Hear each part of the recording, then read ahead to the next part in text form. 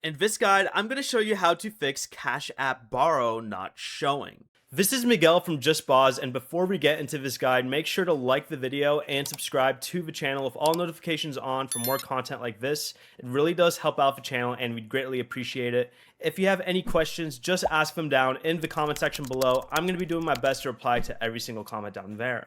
First, you're going to want to open the Cash App and tap the Bank tab in the bottom left corner and look for the Borrow option right here.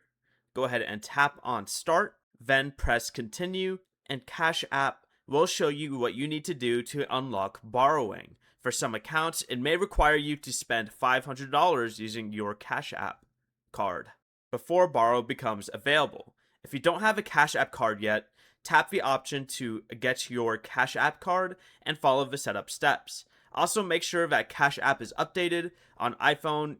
To do this, you can go ahead and open the App Store and search for Cash App. Then update Cash App if an update is available.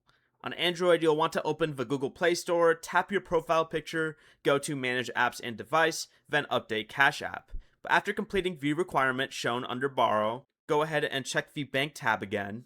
Cash App unlocks Borrow based on your account eligibility, so the exact requirement can vary between accounts.